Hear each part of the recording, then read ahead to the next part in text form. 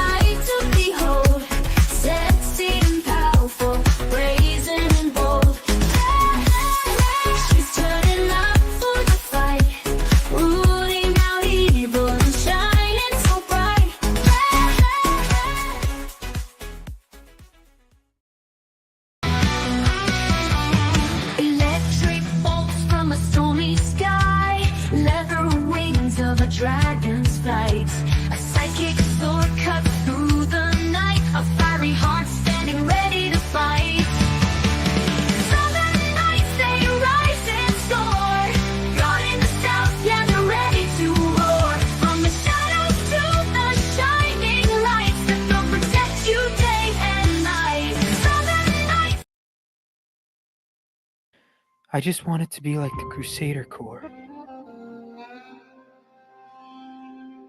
Like my father. I thought with my new powers I could be. But I failed. I let everyone down. I got people hurt. I just wanted to make the world a better place. And instead I made things worse. But now I have the chance to make things right with the help of one of the Crusader Corps. The Phoenix section. And I will. I have to. Whatever it takes. I will find that spark again.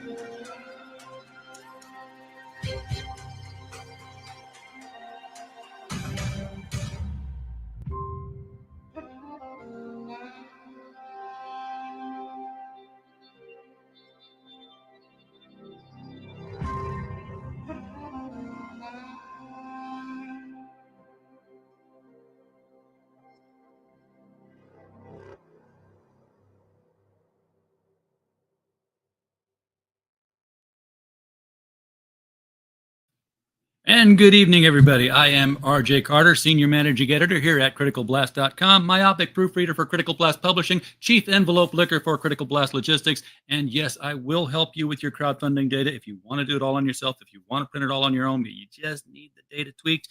Critical Blast Consulting can help you with getting that all lined up and streamlined for your own fulfillment processes. Tonight, we are interviewing that young, upstanding upstart of the indie comics industry, Mr. Vaughn Coleman, coming from nowhere, a success story 30 years in the making. Not quite. How 25. old are you? 12, 13? Turned 14 the other day. Okay, that's what I thought. I'm 25. 25. Yeah, long time no see. Yeah, I mean, it's great. It's great having the books in the hands. People are excited, and we got the second one on the way. It's been great. It really has been something really special. And the response to my book has been, really heartwarming too. To have all that support going in, the pressure doesn't come off. No, no, it does not. And then I have to impress them again and again and again. As I remember, Phenomenova #1 is your first comic. Well, I did do a 10-page short story that was in the back of a trade paperback that released earlier that year. So technically, no, but it's my first full. Well, I guess 10 pages. It was a self-contained story, so that was a full comic. But it was a first full comic. Yeah, which because I'm like, man, I only got 2 things out. I'm like, I got 2 things out.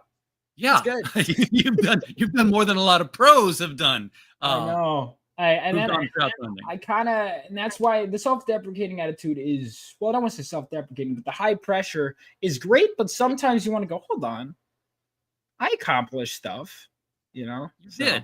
And well, now here, if you want to take the other tack to it, I've met you now. We've sat down, we've had pizza and pizza was great and stacked books. Folks, this guy's so full of energy. If he's not putting out a book every 2 weeks, I don't know what's going on. Well, what's going on is you have to pay people to do that, to do art and stuff. If I had the money and the energy, like if I had unlimited, let's put it this way. That's why I say when you're funding these books, you're also, the more it funds, the faster we can get to the next one and the next and the next and the next. Issue 3 is written. The cover is being drawn. A lot of the characters were designed, but we might have to halt production for a bit, or we'll speed up production depending on how it goes. It will come out. It's just a matter of how long, will take. You were just here in the fall, and that's 3 months ago. And here's issue number 2 going out the door. Crowdfunding on Fund My Comic. The link is below. It's also funding on Indiegogo. We'll get that up there. Let me get the banner running across here so that. Yeah, well, in fact, we were moving so fast, we ended up slowing down. I'm actually, at first I was annoyed when my artist would take a while with personal life stuff or stuff he was dealing with, or just the art taking longer. But now I'm like okay with it, at least for now, because man, I would have, like, at least he still has some stuff to do. But I remember when I was in Eureka Springs, I was already getting character designs for issue 3, so it was fully inked. Yes. You too. I remember you were showing them to me. They were getting them in text messages, and it was looking great. Yeah. So quick recap.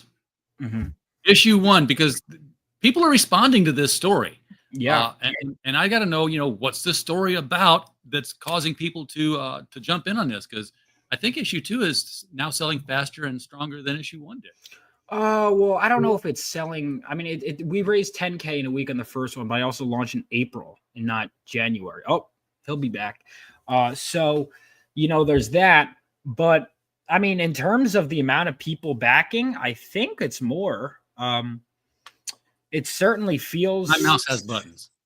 Yeah, I mean, it certainly feels faster in some ways. I think because there's now such thing as Phenomenova fans, whereas before there was the fans of the idea of Phenomenova or fans of me. There are actually people that like it, which is great. But so issue 1 was 65 pages, well, 68 technically, but 65 pages of story, and it follows the son of a war hero 20 years after World War III, as he's struck by lightning while holding a mysterious crystal and finds himself awakening with lightning powers and super speed, and he ends up deciding he wants to be a superhero. And the story is like very personal on many levels. You know, it was personal to me, but it was also a story that, you know, deals with like I think I guess a lot of people related to him like discovering his powers and the excitement. I wanted to harken back to that childhood excitement, but also showing that, hey, maybe you shouldn't rush into a reactor, because that's ultimately what he does. Is as soon as he gets his powers, there's a heist at a nuclear reactor, and he's like, I'll run in, and he faces consequences. And now issue 2, he is being actually chose that cover. He's kind of being judged. He's being snapped into shape, and it's like, okay, let's try that again. So he's being trained by one of the veteran superheroes that fought during World War III now, that he idolized in the first place. Yeah, and that's the character who's, I don't know her name, but she's dressed like Lady Justice. She's got the blindfold on. I'm going to scroll to get to it. Well, so the one who's the veteran from World War III is the ninja chick, actually, the Phoenix Senshi. The one who's who's Estrella, actually, is one of the goddesses that Lady Justice is based on. So originally her name was Lady Justice. And then I was at Garden State Comic Fest. I had decided, I went back and forth, and I was like, is this too common? And I was like, you know what? It's a common enough name that any story can have a Lady Justice. And I'm like, I'm committing to it. And then I'm at Garden State Comic Fest that weekend, and I go rocking the indie tables, and I talk to like a friend of a friend, and he goes, oh, this is my new book. This is Lady Justice. And I'm like, all right, no, I can't do that. Literally the next, I'm like, that is a sign. So I'm looking up Lady Justice. I'm like, what goddesses? Okay, so there's Italian, but obviously they took from the Greeks, and they're one of the Greek goddesses that kind of blended together and played an influence on it was Estrella. And I really liked the name. The character is still Italian, but she used the Greek name. Also, it just sounds cooler, Estrella, because otherwise it would have gone with Justitia, which I don't know. To me, just doesn't roll. It just doesn't roll off the tongue like Estrella does. Justitia doesn't really. Yeah, you're right. It go with the Greek. Yeah. And it would actually technically be Justitia if we're being, which I'm like, you know. So sometimes the rule of cool, guys. You got to just go with it. And yeah, it actually take it further. 3 years of Latin class. I was horrible at Latin.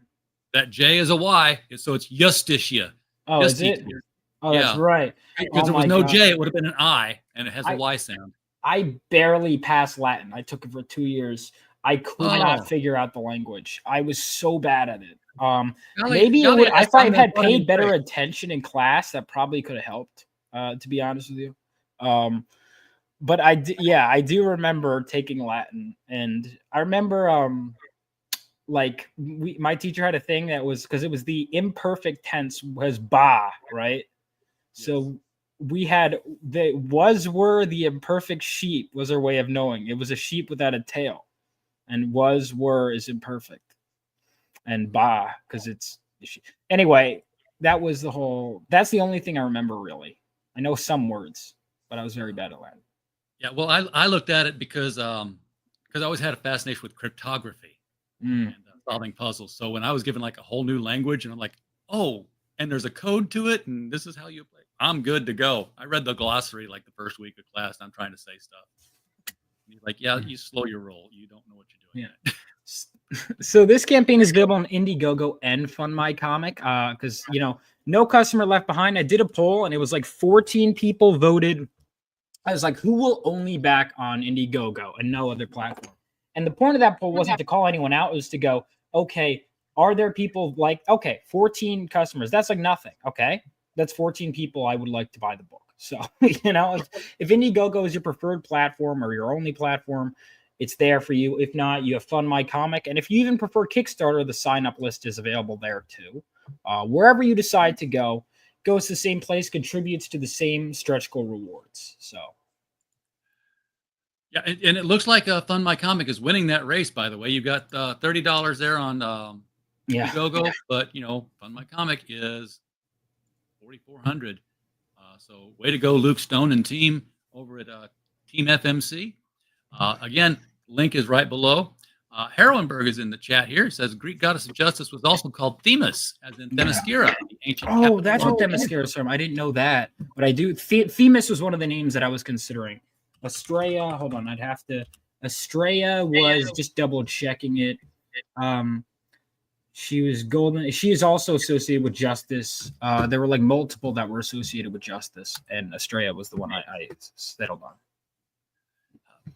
The Madness Comic Entertainment Group is in Madness Entertainment Group. I got to quit saying comic. It's the Meg. It's the Meg.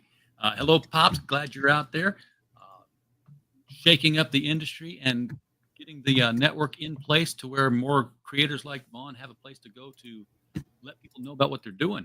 Mm-hmm. So again, your new character, the Galvanite. Yeah, because it's he's not Phenomenova, folks. That's the name of the book. Team he's going to be joining will be called. So it's name dropped, and Estrella is the first member of Phenomenova we meet, and we're going to meet the rest of the team in issue 3. We're going to see them in action. But here he's training to get ready to join Phenomenova. So we're kind of building up to that. But it is going to be a team book. But we're starting with Galvanite, Miles here. And in issue 2, he gets his training uniform. It's kind of like getting issue 1 of X-Men about the time Kitty Pryde is coming in. Yes, that's get trained and everything. Kitty Pryde was a big source of inspiration, even down to the changing costumes. He has the makeshift costume in issue 1. Now he has the training uniform, kind of like what they did with the New Mutants, and also Kitty Pryde. And then eventually he will earn his own costume, is my plan. But I really want him to earn the right to be a superhero. Now, one of the reasons why I think this book came out faster is because, as you said, the first book was, good 68 pages. It was a hefty book. But now you're shifting down into the regular standard size 22, 24-page comics.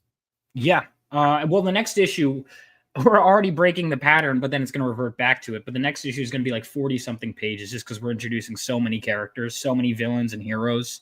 I decided to make that one. So it's like issue 1's triple size, issue 2 is standard, issue 3 is double size, and we're going to go back to 24, 24, 24, basically. So yeah, that's where we're at with that. You have a ton of characters in here. Mm-hmm. Do you just sit around and think of, like, just make up characters for fun on a Saturday night? They come to me all the time. I was just going through a list of Phenomenova characters. Like Estrella was like the 14th, when she was Lady Justice, like the 14th member of the team I came up with.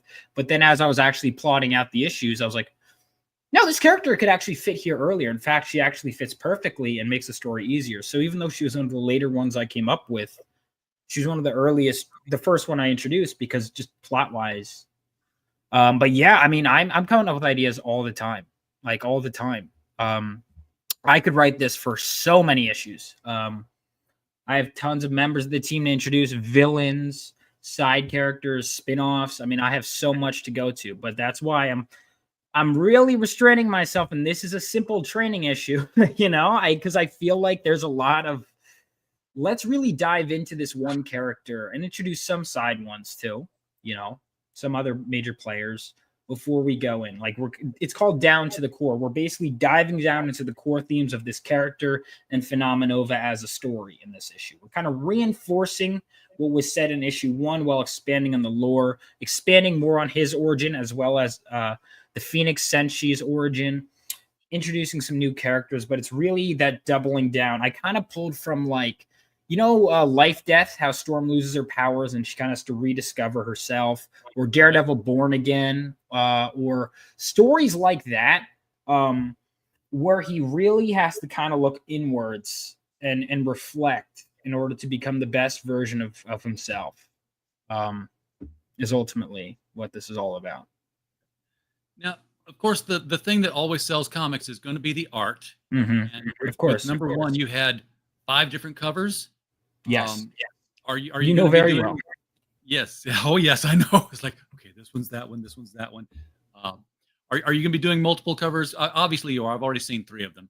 Yes. So there's one that's Fun My Comic exclusive, and then the rest, there's just 3. So if you scroll down, you could see there's the main cover. This time, they're all priced the same. It's just the rest are limited, and then there'll be like whatever's left over, because you have to print extra, will be double price at conventions, whatever's left over. So we've got the first one. Then the second one is the Mel Ruby cover.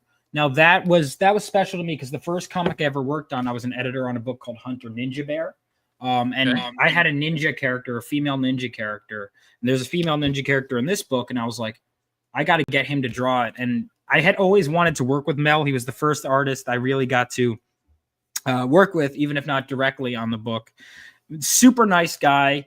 And I was like, let's make this happen. And he penciled, inked, and colored it. He is such an unsung hero, underrated gem. One of the best, great guy, and someone you should absolutely work for. And he killed it on this cover. So this one has sentimental value to me. You know, and I'd love to work with Mel more in the future. He's stellar. Now, your interior artist, he did one of these covers, I'm sure, right? He did the first one. Did the first one. This one is also, this was one of my first, when I was at Garden State Comic Fest, I had met this guy. He's a Kubert School grad. The colorist I'm actually going to be at a con with tomorrow, Nick, the colorist of this cover, another great guy. So he just did the new Vampirella Holiday special. He just did that came out and did amazing on this cover. I actually was hiring him to draw like a hot chick cover. That's why I hired him, because I knew he could draw Vampirella. But then he drew a thumbnail of that, but then he drew this with that focused on her holding the scales. And I was like, oh my God, screw my idea that I hired you for. Literally hired the Vampirella artist for that reason. This was so much cooler with the scale. And I'm like, let's go with that. Because that's her thing, you know. Yeah. So the thing that strikes me is, and wait, let's just talk about this next cover here first. Yeah, the Don Edwards cover. So that one, he was doing like a discount sale, and I had wanted to work with Don anyway. And I sent him the script, and I was like, "What do you think?" And he's like, "I'm going to draw him meditating." And I was like, "That works," because in the issue he does meditate. And he even added a little lightning to the symbol, which I was like, you know what, you could keep it. And then my back cover artist liked that so much, he actually kept it on the back cover, even though it's not in the book itself. Yeah. That one is the art. It's just this takes me back to CrossGen. I mean, you know, there was like all these new titles, all these great artists, and none of this indie title book here looks like you found a guy says, yeah, I'd like to try my hand at drawing a comic book. Yeah, it looks like you just went to DC and said, psst, over here. I didn't. Philip, I'm shocked by he hasn't done that much work, because Philip is amazing, artist. But yeah, I mean, it had to look professional. If I'm gonna be the amateur, quote unquote, I mean, I guess now I'm a professional, but the amateur, you know, the newbie, it needed to be tough. And Philip and I were learning together. That's why I think issue 2, part of why issue 2 came out faster, and why, you know, we'll slow down, we'll speed up, but we're growing. Our synergy as a team is growing better.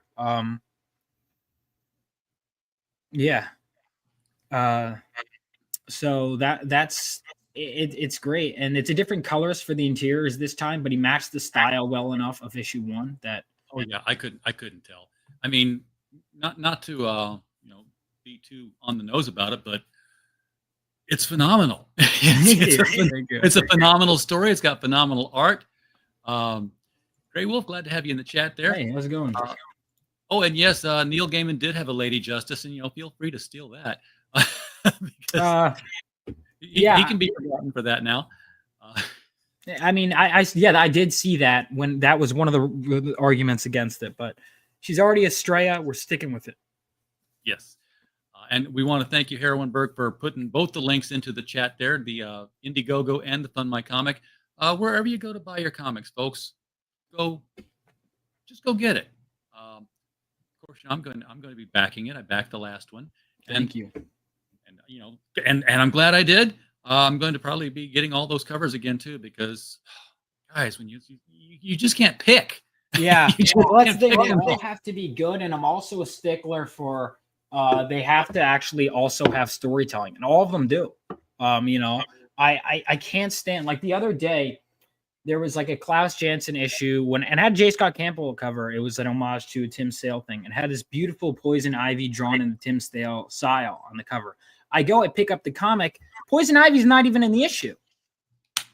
And I'm like, so I went back, and, you know, to their credit, they got me, because I went back and I bought a cover with the Penguin, who was actually in the issue. But I hate that. Or like there are I times know. I'll be seeing Art Adams X-Men cover with the classic 80s costume. Like, wait a minute. Yep, nope, it's just modern stuff. Get it. Nope, not tricking me this time. See, I don't do that.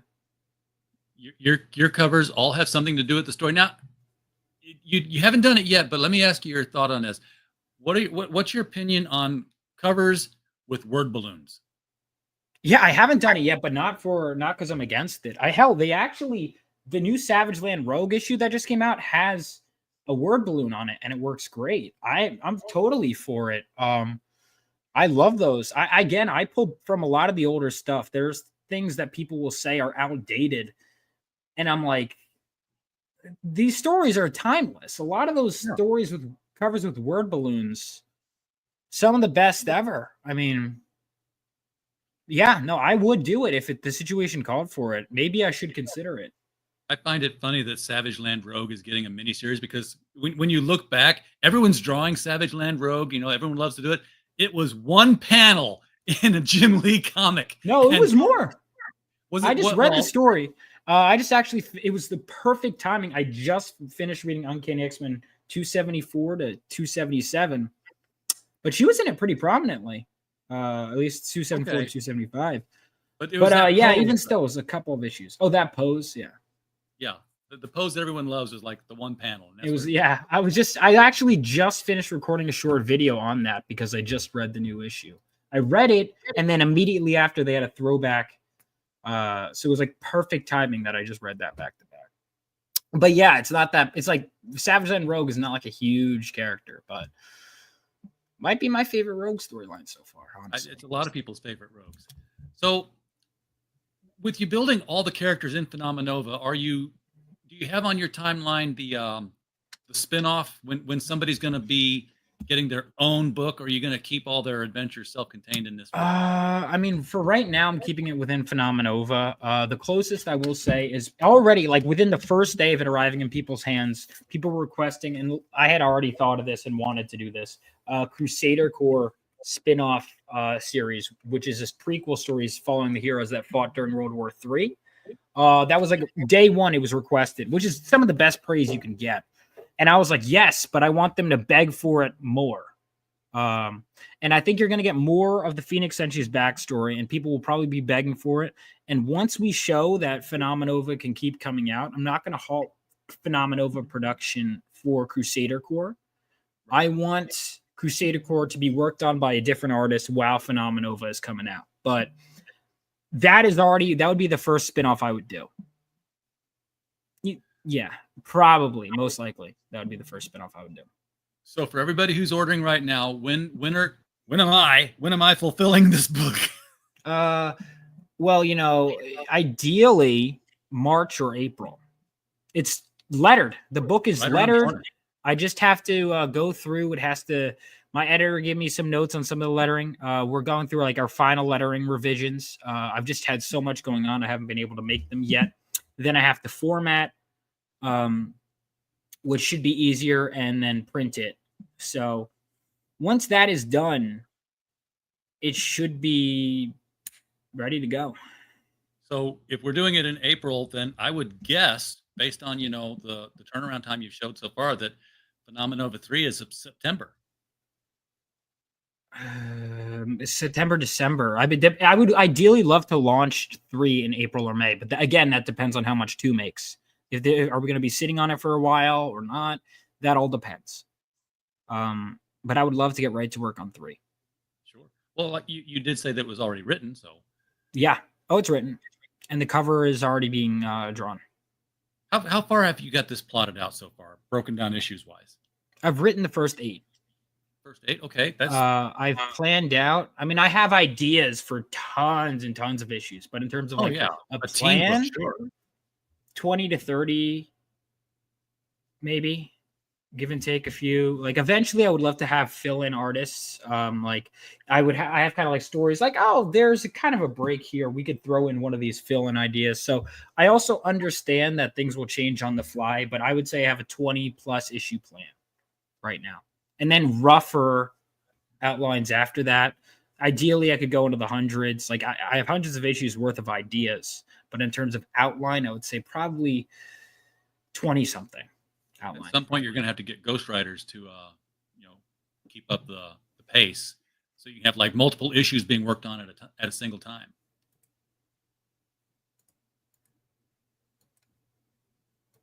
Yeah, no, I mean, I don't think that's gonna work. I like writing too much. I would love to hire people to do my menial tasks for me, like dealing with the printers, dealing with like all that stuff. Hey, can you make some of the social media posts today? Yeah, Hey, I was thinking that today that I would love to have a publicist working for me. Yeah, like some of the stuff I was doing today. Hey, can you book some of these conventions for me? Can you, all that kind of stuff. Can you, like that kind of stuff? I would love to get someone else to do. In time. Yeah, exactly.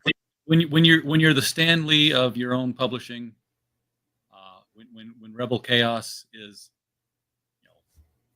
making movies with clips of books, just like Marvel is. Rebel Oasis. Why did I say Rebel Chaos? I was waiting for it. Yeah, it's okay. I've just promoted you to Lady Death level books.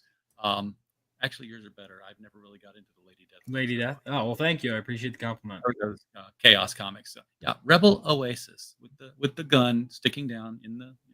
Yeah, which is still banned. That logo still banned on Facebook and Instagram, or the website. Oh, Alex, you're being mean. We'll stop him from being mean by wrapping things up here. Okay. This is again. I can't wait, and we're very happy that you've chosen us for the fulfillment on this. I'm happy with it. Yeah. We're continuing, by the way, folks, to fulfill issue number 1, not because we're late, but because there is a store link where people can go buy issue 1 if you didn't get on the fund. Yes, go ahead and do that. That is the best way to guarantee you get a first printing of issue 1, because depending on how well the campaign for issue 2 does, the best way to guarantee you get a copy of issue 1 is either get it from me at a convention soon, or buy it on the website if you want a first printing. Because I will have to go back for a reprint. Yes, and every week he's like, "Hey, RJ, got some more buyers," so he's keeping me busy. Yeah. So I'll be looking for that email tomorrow with all the new. We'll see. We'll see if we get some new ones in. Yeah, join the mailing list too. Yeah, Alex, the mic distance is not an issue. It's right here. It's right here in front of me. What the issue is that the cord has dangled behind the desk for a very long time, and I'm not in my usual spot. As you can see, I've traveled. And as I was putting the mic back together, I noticed that Heisenberg and Schrodinger, my 2 cats, have made it a chew toy. So there's this huge bare spot in the microphone, and I think it's just time to get a new cord for the mic. The hardware itself is fine. I just need to get a new cable. That seems to line up with the timeline of when people started saying, "Hey, your mic's cutting out." Yeah, the hose is kinked, so we can't flow through. What do you mean cats can do no wrong? It's my fault for that. Yes, of course, it's my fault for teasing them with a dangling cord. Okay, you're right. Vaughn, Alex is being held at gunpoint by his cat. That's why he's saying that. I believe that. They can do that. All right. Vaughn, thank you so much for coming on here tonight. Thank you for having me. And yeah, we'll have you every issue you have, man. As long as you're putting them out, we'll be putting the word out about the books. Congratulations on all the acclaim you're getting. You had quite a few big names that are praising the book there. Which is always great. Like Mike DM'd me and was like, "Hey, I like the book." I'm like, "Can I get a quote from you on that?" Yes, please. Yeah. All right. Everybody in the chat, thank you guys for showing up. We do appreciate you being here. We don't have a show without you. We're just a podcast falling in the woods otherwise. So we're glad you're here. And of course, as always, while you were here, we just hope you had a blast. Good night, everybody. See you.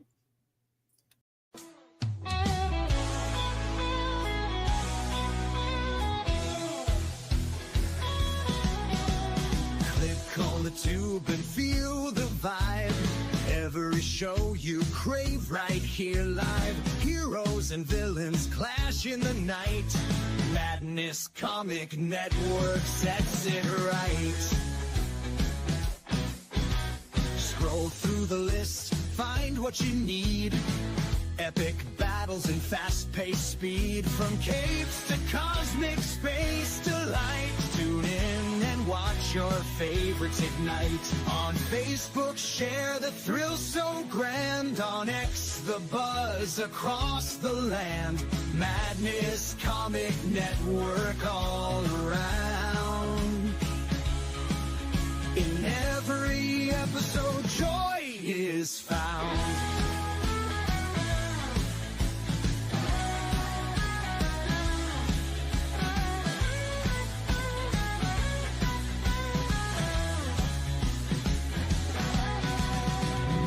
Uploads, they never end.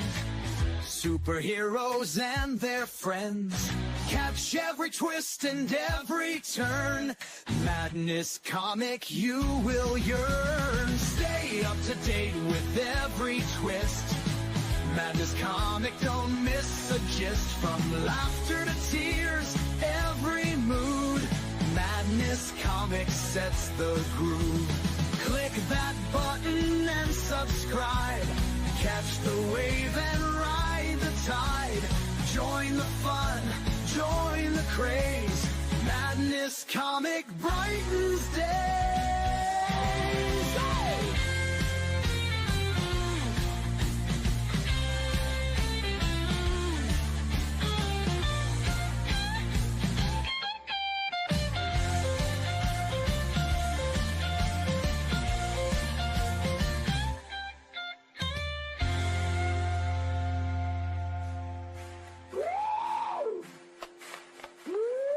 New uploads, they never end.